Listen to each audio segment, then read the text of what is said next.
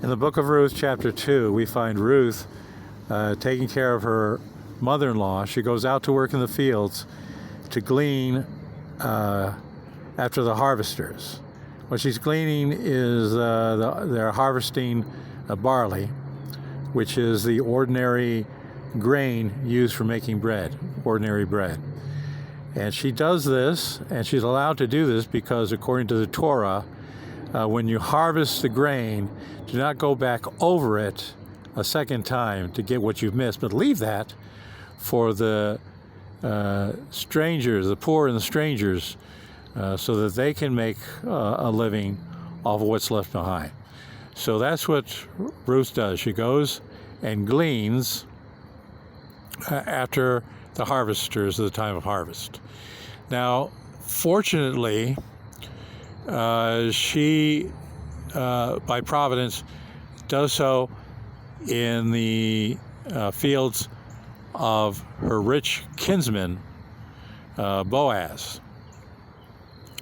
And she's treated well there. She tells her mother-in-law, Naomi, how well she's treated by Boaz, who had gotten a good report about her and how she's a good woman and taking care of Naomi.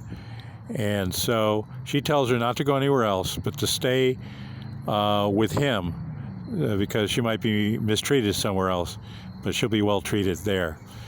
And Boaz even instructs his harvesters to leave, some more behind on purpose, just so that Ruth can have more gleanings. So the significance of the barley harvest is that this is, by ordinariness, a sign of the ordinary bread of which we have the Eucharist.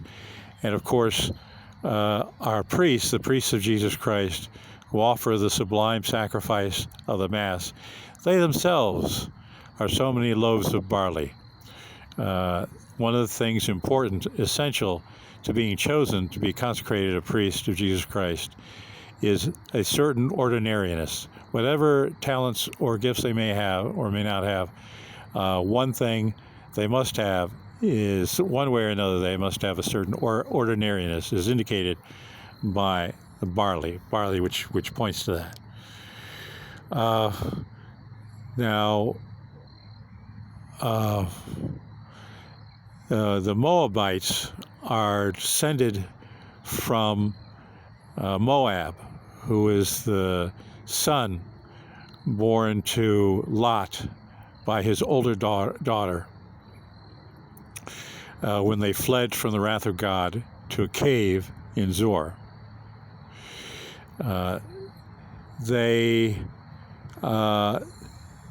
This fruit of incest is in fact not blessed, but rather cursed, which is why the Moabites wound up with their cruel religion, wherein they require blood sacrifices, human sacrifices, and do not acknowledge the true wisdom of God and His Ten Commandments.